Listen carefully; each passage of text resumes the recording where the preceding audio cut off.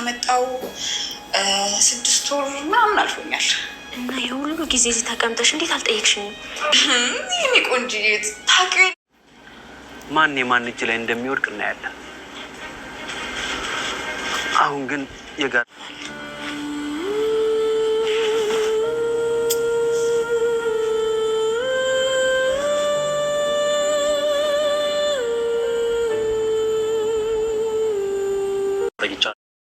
የኔ ቆንጆ እንግዲህ እስክስታ በየሜዳው እስክስታ መምታት ነፍሷ ነው። እንግዲህ አሁንም እስክስ እያለች ነው። ቤተሰብ ሰውን የደውን ሰዎችን ደስታ ለማተረማመስ የሰዎችን ደስታ ለመቀማት ሀዘናቸውን ለማምጣት በቃ የሰውን ደስታ ለማጨለም ሁሌም ታጥቃ የምትታትረው ወይዘሮ ማለት ዛሬም እንግዲህ ያው እንዳያችሁት ብሩክን እንግዲህ በዚህ መልኩ መርዛ አሸሸ ገዳሚ እያለች ነው። ግን ይሄን ያክል አሸሸ ገዳሚ ብትልም የትም አላደረሳትም። እስካሁን ድረስ እንግዲህ የትም እየደረሰች አይደለም። ያው ከካሌብ ጋር በርግጥ አገናኝቷታል።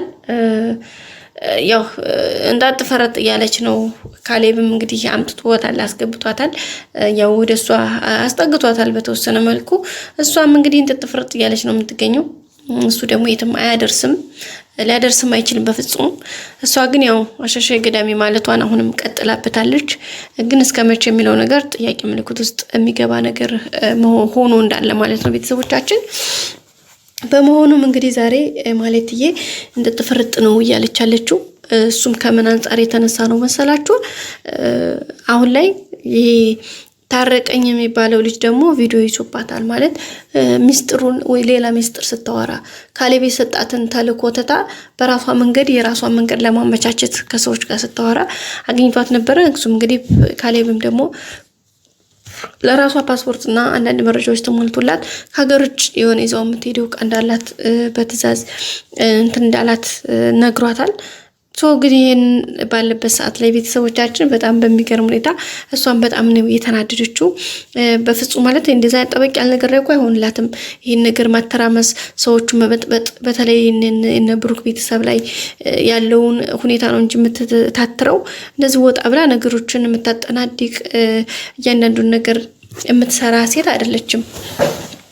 አቅሙም ፓወርም የላትም። በዛ ላይ ደግሞ በቃ ይሄን ያክል ጀግና ማለት ሴት አይደለችም።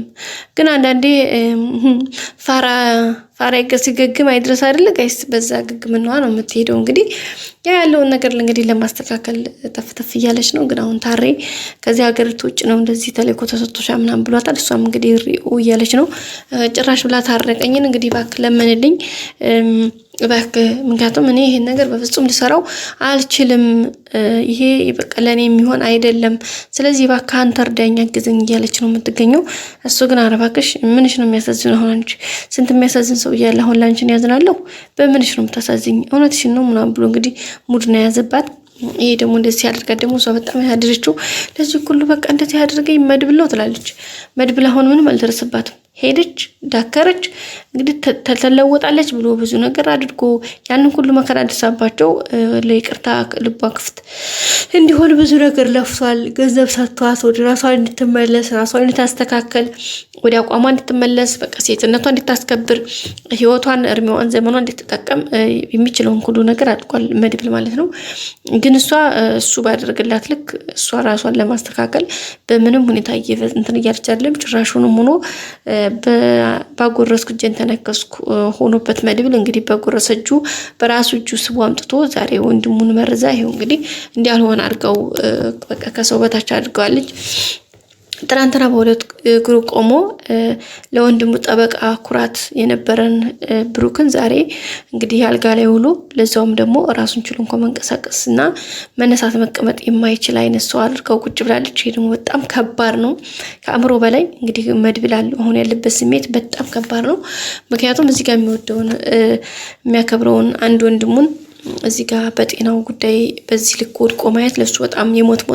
በዛ ላይ ደግሞ ይሄን ነገር ለመሆኑ እኔ ምክንያት ላይ ብሎ ማሰቡ እሱ ነው ደግሞ በጣም የሚጎዳው። ምክንያቱም ማን ነው እሷን ያመጣት ወይም ደግሞ ማህሌትን ወደዚህ እንደዚህ እንድትቀርብ ያደረጋት መድብል ነው።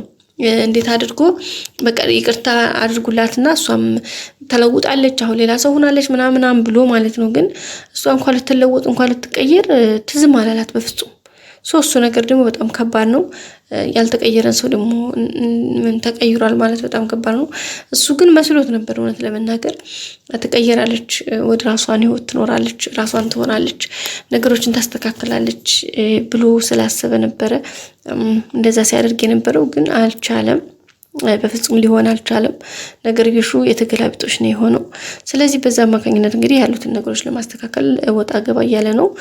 በዛ ላይ ደግሞ አሁን መድብል እዚህ ጋር ሌላ ትኩሳት ገጥሞታል። ምንድነው? እሷ ደግሞ የቅድስት ያክስቷ ልጅ እንግዲህ እህቷ ነኝ ብላ ቤቷ ድረስ የመጣችው እሷ ደግሞ በሌላ ትኩሳት ሆናበታለች ቤት ውስጥ። ምክንያቱም ጸባዩ በጣም እንዳለብል እንዱ በትክትክ ያለች ቅጠቢ ሲሆነች ልጅ ነች። ገና ሲያያት ነው በቃ ደግሞ የፈላው። ግን ያው ቅድስት እንዳይደብራት፣ ቅድስት ታውቃላችሁ ለቅድስት ያላቸውን ክብር በጣም ልዩ ነው እዚህ ቤትና በዛ ላይ ደግሞ ወንድም ሚስት ናለች። አሁን ድሮ በሰራተኛ መልክ ብትመጣም አሁን ግን በጣም ልዩ ሆናለች እና እሱ ነገር በጣም ግራ ገብቶታል። ላለመናገር ሞክሮ ግን በቃ እንኳን አይደለም በነገራችን ላይ የባሌ ወንድም ነው መድብል ብለው ቀርቷልም። ውዱ ባልተቤቴ ብሩክ ነው ስትላት እንግዲህ ብሩክን ታሞ እንደዛ ሆኖ ተኝቶ በስማ ምን ሆነ ነው አሞኑ እግዚአብሔር ይማረህ ወይ ደግሞ ምን ሆኖ ነው በሰላም ነው ብላ እንኳን አልጠየቀችም። እጇን ብሩክ ምናምን ብላ በቃ እጇ እንዴት ነንቀረፈፈችው ጋይስ። በዛ ላይ ደግሞ ምሳሌን በቃ መወዳት ማከብራት ልውዷ ልጅ ነች ምናምን ስትላት ማለት ልጄ ኦ ማይ ጋድ ምናምን አለችና በቃ ተበሻቀጠች ጋይስ። ወይ በጣም ነው የምታናድደው ቅጥቅጥን ያለችውና በቃ በጥፊ ባያት ነው የሚለው እና መድብል በጣም ነው የተናደደባት። የሚገርመው ደግሞ ሄዶ ከውጭ ሲመለስ ድጋሚ እንግዲህ አጠገቧ ውስኪዋን ቁጭ አድርጋ ወይኔ ብርጭቋ ትገሸራለች እና ገና ሲመጣ ደሙ ታከና ያለው ቤተሰቦች። ምክንያቱም ውጭ ላይ ብዙ ነገሮች ቻሌንጆች አሉበት መስተካከል ያለባቸው። እዚህ ጋር የቤተሰብ ጉዳይ አለ፣ እዚህ ጋር ወንድሙ አለ፣ እዚህ ጋር ካላይ ሞሳና ግብረ አበሮቹ በየእርምጃው እየተከታተሉት ነው። እዚህ ጋር ማህሌት ሌላ ቁስል ጥላበታለች። በቃ ይሄ ነገር ተደማምሮበት ልክ ከቤቱ ሲመጣ ደግሞ እሷ ጋር እዚህ ጋር ትላጣለች። በጣም ከባድ ነው ጋይስ አስባችሁታል። ስለዚህ አሁን በጥፊ ቢላት ለራሷ ተጠቅመው ግን ብሩክ ቅድስት እንዳትቀየም በማለት ነው እንግዲህ ሁሉ ነገር እያደረገ ያለው። በጣም ነው ያስጠላች ልጅቷ። ብትወጣልን ደስ ይለናል። እንግዲህ በቀጣይ አዲስ ቪዲዮ እንገናኝ። ሰላም ቆዩ። ወዳችኋለሁ።